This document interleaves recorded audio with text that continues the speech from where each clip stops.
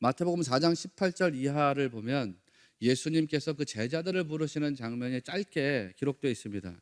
근데 이거하고 평행 본문을 이루는 누가복음 5장 말씀을 보면 이거보다 더 자세하게 기록되어 있죠. 누가복음 5장 말씀을 보면 예수님께서 베드로를 찾아오셨어요. 그리고 베드로의 배에 올라타시죠. 그리고 나서 그 배를 타고 물가로 나가십니다. 그런데 여러분 기억하시는가요? 예수님이 타고 계신 그 배의 상태를 가만히 생각해 보시면 그 배는 뭔가 만선을 이루고 뭔가 성취를 이루었던 배가 아니라 아무것도 이루지 못한 빈 배의 상태였었죠. 베드로가 빈 배를 정리하고 난 상태, 그 상태가 예수님께서 올라타신 배였습니다. 물고기를 건져 올리고 무슨 성공을 건져 올려가지고 풍요로워진 상태의 배가 아니라는 거죠. 누가복음 5장 5절 말씀을 보면 시몬이 대답하여 이르되 선생님 우리들이 밤이 새도록 수고하였으되 잡은 것이 없지만은 이렇게 말씀이 나가요. 밤새도록 수고는 했는데 얻은 게 없는 배라는 거죠. 다시 말하면 빈 배라는 거예요. 빈 배. 그럼 예수님께서 왜 이렇게 빈 배에 찾아오셨을까? 만선으로 좀 기쁨을 누리고 있는 사람들에게 찾아오셨으면 예수님 말씀이 더 여유롭게 받아들여지지 않았을까? 여러분 그런 생각 한번 해보신 적은 없으신가요? 여기 갈릴리 어부들이 밤이 새도록 나가서 물고기 잡이를 했습니다. 그런데 어떤 배는 아마 만선을 이뤘겠지요. 또 어떤 배는 아마 물고기를 적당하게 잡았겠지요. 어떤 배는 물고기를 자기 생각보다 좀 적게 잡았을 수도 있고 어떤 배는 자기 생각보다 많이 잡았을 수도 있겠지요. 어떻게 보면 그 중에서 많이 잡은 배로 예수님이 들어가셔서 말씀을 전하셨다. 그러면 거기 있는 사람들이 좀 여유로운 상태에서 주님 말씀을 받아들이셨을 거 아니에요? 그런데 오늘 보니까 만선을 이룬 배로 들어가신 게 아니고 혹은 좀 물고기를 적당하게 잡은 배로 들어가신 것이 아니고 완전히 빈 배가 되었던 베드로의 배로 예수님이 들어가셨더라는 거죠. 어떻게 보면 실망의 배이고 어떻게 보면 좌절의 배이고 어떻게 보면 허탈함의 배이고 어떻게 보면 시리와 낙담의 배라고 할 수 있겠죠. 그 빈 배로 주님이 찾아오셨더라는 거예요. 왜 그럴까? 왜 그러냐? 그렇게 연약하고 낮아진 심령이 되었을 때에 주님의 말씀이 우리 안에 들어와서 자리를 잡기 때문입니다. 그러니까 연약하고 낮아진 심령이 되었을 때 그 심령이 복받는 심령이 되는 것이죠. 팔복에서 천국 복음의 시작을 할 때에 이런 이야기를 합니다. 예수님께서 심령이 가난한 자는 복이 있나니 천국이 그들의 것이며. 뭐예요? 마음이 가난한 게 복이래요. 우리가 나중에 이제 좀 지나면 팔복을 본격적으로 다루겠지요. 이 팔복을 다루기 전에 오늘 회개 이야기를 하고 그 회개 이야기 뒤에 붙여가지고서 빈 배로 찾아오신 예수님의 이야기를 하고 있어요. 어떤 배가 복 있는 배냐? 빈 배가 복 있는 배래요. 내가 강할 때 복 받는 것이 아니라 내가 약할 때 복 있는 것이래요. 왜? 내가 약할 그때가 곧 강함이니라. 하나님의 능력이 내게 임하기 때문이죠. 바울이 고백했던 것처럼. 목마른 인생, 뭐로도 채워지지 않는 정말 갈급한 인생이 되었을 때에 그게 이제 복받는 인생이라는 거예요.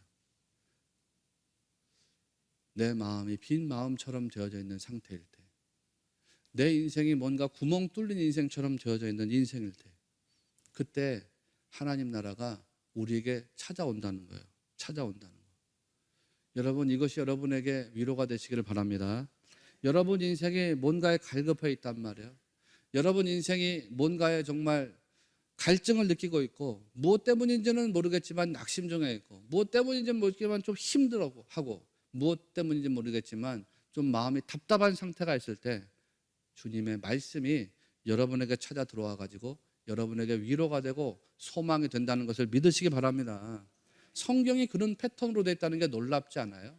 말씀을 보면 성경 말씀, 구약이든지 신약이든지 이 말씀이 뭔가 풍요를 이룬 사람, 성공을 이룬 사람, 여유를 이룬 사람에게 말씀이 찾아 들어가는 것이 아니라 성경을 보니까 이 말씀이 언제든지 간에 낙심 중에 있는 사람에게 찾아 들어가고 위로가 필요한 사람에게 찾아 들어가고 뭔가 갈증을 느끼고 있는 사람들에게 찾아 들어간다는 걸 우리가 발견하게 되잖아요. 그렇지 않습니까? 모세도 미디안 광야에서 40년 동안 들판에서 생활하면서 자기의 언어를 잊어버렸어요. 말씀드렸잖아요. 말하는 법을 잊어버렸어요. 하나님 앞에 섰을 때 하나님, 나는 말에 둔한 자입니다. 왜? 40년 동안 누구랑 말을 섞어봤어야지. 아이들이 어려가지고서 미국으로 이제 유학을 가든지 이민을 간단 말이에요. 거기서 내가 초등학교 1학년 때 7살 때 6살 때 갔는데 부모님이 너무 바빠요. 10년 동안 아이를 제대로 케어를 못했어요. 그러면 그 아이가 나란 말을 잊어버려요. 왜? 누구랑 말을 섞을 수가 있어야지. 모세가 그런 지독한 외로움에 있을 때 하나님의 말씀과 만나잖아요. 엘리야도 무슨 불덩어리가 떨어져 내리고 비가 막 떨어져 내리고 그때 하나님 음성을 들은 게 아니에요. 죽음의 위협을 피해가지고 저 호렙으로 도망갔을 때, 거기서 하나님 앞에 죽기를 구했을 때, 거기서 하나님의 음성을 들었잖아요. 하나님의 음성을 들었잖아요. 바울도 그렇잖아요. 사도 바울도 인생에서 정말 잘 나갈 때 무슨 가말리엘 학파에서 공부하고 거기서 자기가 수료를 하고 무슨 바리새인 중에 바리새인으로 살아가면서 하나님 음성을 들은 게 아니라 다메섹 도상에서 자기의 삶을 잃어버렸을 때, 자기의 눈을 잃어버렸을 때 그때 주님의 음성을 들었잖아요. 말씀이 항상 이런 패턴이라는 거죠. 우리가 낙심 중에 있을 때 하나님의 말씀은 우리를 찾아오셔가지고 우리를 위로하시고 우리에게 소망 주시는 것인 줄을 꼭 믿으시기를 바랍니다. 이게 은혜거든요. 사실 은혜. 여러분도 그런 경험 다 있으시잖아요. 그런데 왜 성도들이 때때로 하나님의 말씀을 발견하지 못할까? 왜 비전을 발견하지 못하고 왜 진리를 깨닫지 못할까? 그 이유가 뭘까? 다시 말씀드리지만 배가 가득 차 있기 때문이에요. 내 욕망으로, 내 목적으로, 내 생각으로, 내 염려로 내 배가 차 있기 때문이죠. 그렇게 가득 차 있어요. 그러면 마음이 가난한 것이 아니라 마음이 부유한 거예요. 그런 사람들에게는 천국이 임하지 않는다는 거예요. 자기의 욕망, 자기의 목적, 자기 생각, 자기 염려, 이런 것들이 다 처리가 돼야 되거든요. 그런 것들이 다 처리가 된 상태가 되었을 때에 우리에게 하나님의 나라가 임하고 하나님의 말씀이 여러분에게 진실된 의미에서 위로와 소망이 되는 줄로 믿습니다. 그거거든요. 어떻게 우리가 내 안에 있는 자기 사랑과 욕망과 내 염려와 그런 욕망, 목적들을 처리할 수 있을까? 극복할 수 있을까? 누가복음 5장을 다시 이야기해 볼게요. 예수님께서 베드로의 배에 딱 오르셨잖아요. 그때 거기서 말씀을 가르치셨죠. 그리고 나서는 베드로에게 명령하셨어요. 여러분이 너무 잘 아시는 깊은 데로 가서 그물을 내려 고기를 잡으라 그랬어요. 여러분, 이게 상식적으로 있을 수 있는 일입니까? 기억하시는가요? 예수님은 목수 출신이고 베드로는 어부예요. 누가 물고기 잡는 일에 더 전문가입니까? 베드로죠. 물고기 잡는 일에는 베드로가 훨씬 더 전문가입니다. 그럼에도 불구하고 베드로가 예수님의 말씀을 듣고 나서 대답하는 것이 이게 또 영적인 신비인 거예요. 누가복음 5장 5절을 보면 선생님, 우리들이 밤이 새도록 수고하였으되 잡은 것이 없지만은 말씀에 의지하여 내가 그물을 내리리이다. 이렇게 나가는 거예요.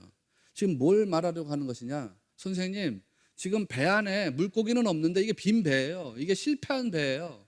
이게 상실의 배예요. 이게 허망의 배예요. 그런데 이 배에 뭐가 있냐면 지금 말씀이 가득 채워져 있거든요. 말씀이. 근데 그 말씀이 배에 가득 채워져 가지고 어디로 흘러 들어왔냐면 지금 나한테로 흘러 들어와 있어요. 내 안에 지금 뭐가 있냐면 말씀이 가득 채워져 있거든요. 그러니까 제가 그 말씀에 의지해 가지고 그 물을 내려보겠습니다. 상식적으로는 통용이 안 돼요. 왜? 밤새도록 우리가 수고했는데 물고기 못 잡았어요. 물고기 잡는데 저는 낚시를 별로 좋아하지 않지만 낚시 좋아하는 분들 물대가 있다 그러잖아요. 물대에 맞춰가지고서 그물을 내렸는데도 물고기를 못 잡은 거예요. 근데 지금은 물대예요, 물대가 아니에요. 물대가 아니에요. 물대가 다 지나갔는데 우리가 물대에도 물고기를 못 잡았는데 지금 물대가 아닌데도 그물을 내리라는 게 이게 무슨 말입니까? 상식적으로는 말이 안 돼요. 일반적인 상식으로는 따라갈 수가 없어요. 게다가 예수님은 물고기 잡는데 선수가 아니에요. 선수는 베드로지. 그런데 내 안에 말씀이 채워지니까 이 말씀이 상식을 뛰어넘어 버리더라는 거예요. 말씀이 내 안에 채워지니까 이 말씀이 상식을 그냥 넘어버린대요. 상식을 초월한대요. 그래서 말씀을 따라가게 되더라는 거예요. 말씀이 베드로 안에 들어와서 채워졌어요. 그랬더니요, 자기 방법, 자기 생각, 자기 목적, 자기 욕망 이런 게 그냥 다 빠져나가 버렸어요. 여러분, 그러고 났더니 베드로가 말씀에 따라 가지고서 그물을 내려요. 그 결과가 무엇입니까? 예수님이 그 말씀에 책임을 져 주시더라는 거죠. 말씀에 따라서 했더니 말씀에 따른 베드로에게 물고기를 채워 주시더라는 거예요. 말씀에 따라서 살았더니 예수님이 말씀을 책임져 주시고 말씀에 따른 삶에 응답을 주시더라는 거죠. 사랑하시는 여러분, 결국 우리 신앙생활에 답이 어디에서 나와야 되느냐? 말씀에서 나와야 되는 줄을 꼭 믿으시기를 바랍니다. 말씀이 채워지니까 나머지는 다 따라오더래요. 인간이 뭐로 지어졌느냐? 인간이 여러분 뭐로 지어졌어요? 밥으로 지어졌어요? 그럼 밥 먹고 살아야 되는 존재예요. 인간이 무슨 돈으로 황금으로 지어졌어요? 그러면 돈이 있어야지, 돈 먹어야지 살아갈 수 있는 존재인 거예요. 밥으로 지어졌다고 생각하는 사람은 밥을 먹어야 살 수 있어요. 그러니까 밥 먹는 거에 집착을 많이 하죠. 저기 가서 좋은 밥 먹어야 되고 여기 가서 좋은 밥 먹어야 되고. 재물로 사람이 지어졌다고 생각하는 사람은 재물을 먹어야 살 수 있는 거예요. 그러니까 저기 가서 돈 벌어야 되고 여기 가서 돈 벌어야 되는 거예요. 그게 그 사람의 존재 품격이 되고 그 사람의 어떤 존재의 실체가 되는 거예요. 그런데 하나님은 우리에게 전혀 다른 말씀을 하셨지요. 지난주에 말씀드린 것처럼 사람이 떡으로만 사는 게 아니라 하나님의 말씀으로 사는 것이다, 이렇게 이야기하셨습니다. 인간이 뭐로 지어졌느냐? 인간이 뭐로 살아야 되는 존재냐? 하나님의 말씀으로 지어졌으니까 말씀으로 살아야 되는 존재다, 그 이야기를 선언하신 거예요. 하나님께서 인간을 창조하실 때 어떻게 창조하셨어요, 여러분? 하나님께서 하나님의 호흡으로 인간을 창조하셨지요. 흙으로 창조하신 것이 아닙니다. 흙으로는 모양을 만드셨을 뿐이지. 그것도 흙도 아니잖아요. 아파르잖아요. 아파르. 먼지, 티끌. 티끌로 하나님이 형상을 만드셨죠. 그런데 진짜 사람이 된 것은 뭐예요? 하나님의 호흡이 그 안으로 들어갔을 때 진짜 사람이 되었지요. 창세기 2장 7절. 여호와 하나님이 땅에 흙으로 사람을 지으시고 생기를 그 코에 불어넣으시니 사람이 생명이 되니라. 생기를 집어 넣으셨대요. 니시파타 하임. 생명의 호흡을 거기다가 넣으셨다는 거예요. 그랬더니 그 사람이 생명이 됐대요. 네페시 하야. 하나님의 호흡이 안으로 들어갔을 때 사람이 완성됐어요. 사람이 완성됐어요. 디모데후서 3장 16절을 보면 모든 성경은 하나님의 감동으로 된 것이다, 이런 말씀이 나오죠. 거기서 감동이라고 하는 단어가 하나님의 호흡이라 그랬잖아요. 하나님의 호흡. 그러니까 모든 성경은 뭐로 된 거냐면 하나님의 호흡으로 된 것이라고 그랬지요. 그러니 결국 인간의 창조란 하나님의 호흡으로 된 것이니까 하나님의 말씀으로 인간이 완성되었다는 것입니다. 왜? 모든 말씀이 하나님의 호흡으로 된 것이니까. 인간은 하나님의 말씀으로 완성된 존재예요. 그렇기 때문에 말씀을 먹어야지 살아갈 수 있는 것입니다. 그래서 떡으로만 사는 게 아니라 말씀으로 살아야 한다고 선언하신 거예요. 여러분이 그렇게 사셔야 합니다. 말씀. 늘 말씀 먹고 그 말씀을 여러분 영혼의 양식 삼아 가지고서 아주 건강한 믿음의 삶을 살아내는 여러분이 꼭 되시기를 바랍니다. 어린 사무엘이 주님 말씀 들었을 때 말씀하옵소서 주의 종이 듣겠나이다 그랬던 것처럼 여러분 주님 말씀이 들려질 때마다 그 말씀을 듣는 종들이 되셔야 합니다. 오늘 본문에 나오는 베드로처럼 말씀이 들려졌을 때 그 말씀에 의지해서 그물을 내리겠습니다 라고 이야기했죠. 여러분 말씀이 들려질 때 베드로처럼 말씀에 의지해서 여러분의 그물을 내리시는 인생들이 되시기를 바랍니다. 또 사도 바울처럼 말씀이 들려질 때 그 말씀이 여러분 삶의 기준이 되는 그런 복된 성도들이 꼭 되시기를 바랍니다. 그러면 주님이 그 말씀에 대해서 책임져 주신다는 거예요. 끝으로 어려워도 순종의 길을 가야 한다는 것입니다. 어려워도 순종의 길을 가야 한다. 오늘 말씀의 제목처럼 순종은 가장 어렵지만 가장 복된 것이라고 했어요. 순종이 왜 가장 어렵냐? 내 안에 자아가 살아있기 때문이에요. 여전히 우리 안에는 그게 있기 때문이에요. 그래서 이 자아가 여전히 설득당하기를 요구하고 있어요. 이 자아가 여전히 이해되기를 요구하고 있어요. 이 자아가 여전히 합리적으로 생각할 수 있도록 요구되고 있어요. 세상에서는 의지를 내려고 해도 삶의 문제들 앞에서 결단한 것이 무너질 때가 있습니다. 그럴 때 신자들이 어떻게 되느냐? 예수님 음성 듣고 그 말씀이 진리가 돼서 살아가게 해야 됩니다. 베드로처럼 주님 말씀에 귀를 기울이고 자기 의지를 내려놓고 말씀에 순종하는 삶이 돼야 됩니다. 그러면 나머지를 채워주시는 하나님의 은혜가 여러분에게 반드시 임하게 될 줄로 믿습니다. 난 그걸 믿어요. 여러분 그걸 믿으시죠? 여러분도 그걸 믿어야 돼요. 찰스 스펄전 목사님이 이야기했잖아요. 죄인도 하나님을 하나님이라고 부를 수 있지만 죄인들은 언제나 그 앞에 부정적인 수식어를 넣어야 한다 그랬어요. 죄인들도 하나님은 하나님이라고 부를 수 있대요. 그런데 그 앞에 다 부정적인 수식어를 넣어야 돼요. 예를 들면 분노의 하나님, 진노의 하나님, 심판의 하나님 이렇게 수식어를 붙여야 된다는 거죠. 그러나 반대로 그리스도인들은 어떤 수식어도 넣을 필요가 없대요. 그냥 그리스도인들은 나의 하나님, 나의 하나님이라고 말할 수 있다 그랬어요. My God, that is you are, who you are. 하나님 나의 하나님이십니다.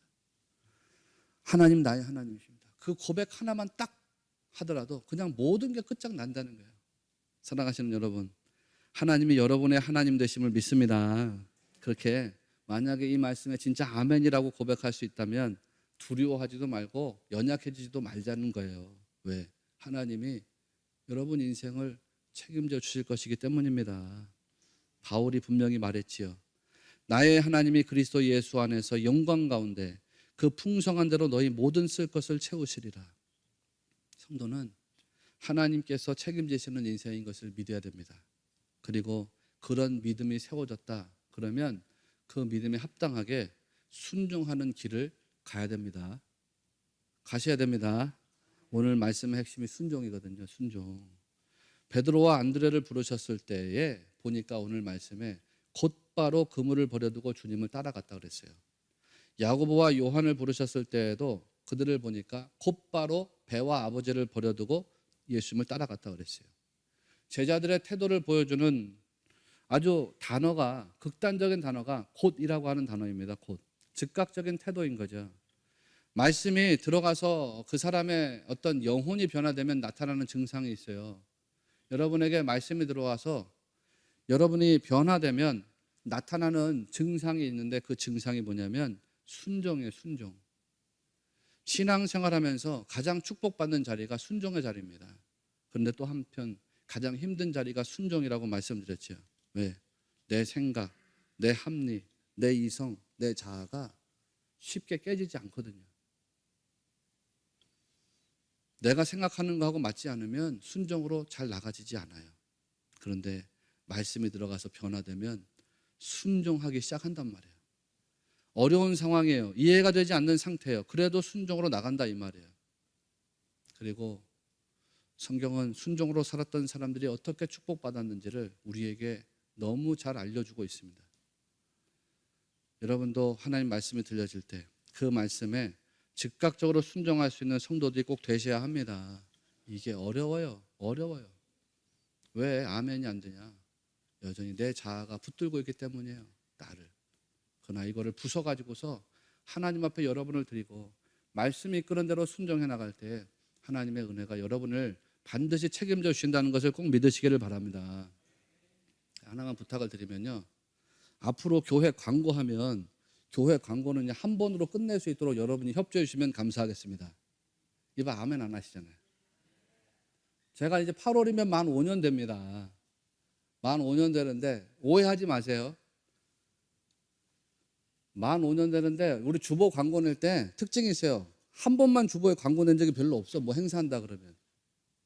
보통은 2번, 많게는 3번, 4번씩 내요.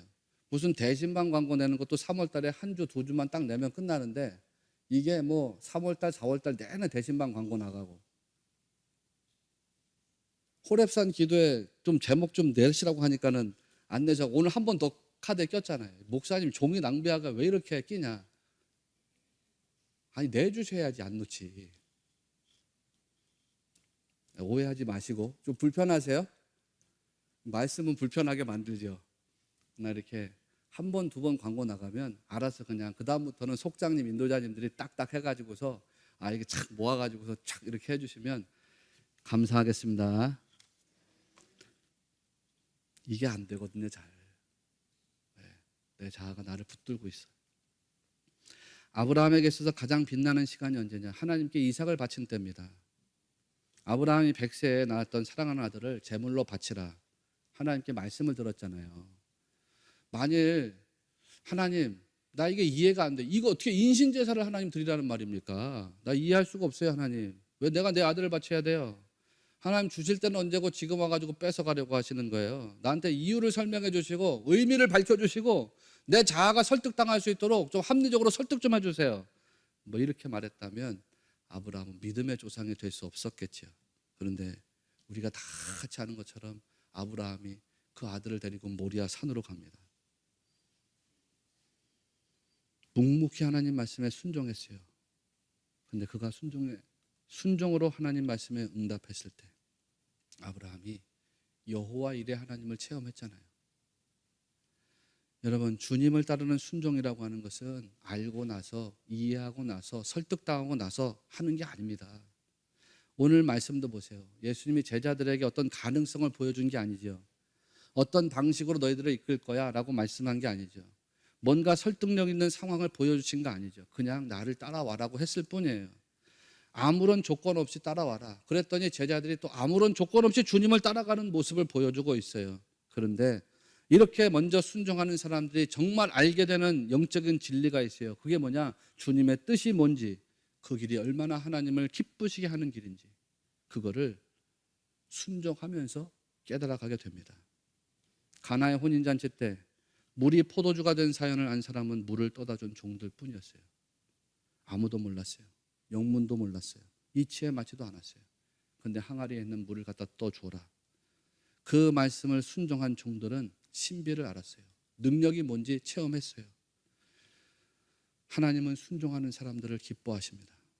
순종하는 사람들이 또 하나님 나라의 역사를 이루어나가는 일꾼들이 됩니다. 또 순종하는 사람들이 주님과 교제하면서 주님의 마음을 알아가는 사람들이 됩니다.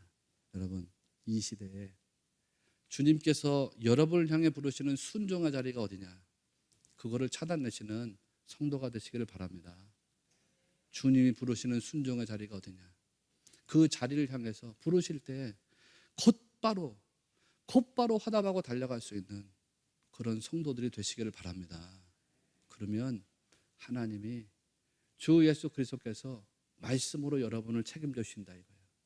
그런 믿음의 능력과 기적이 저와 여러분의 삶에서 있어지게 되시기를 주님의 이름으로 축원합니다.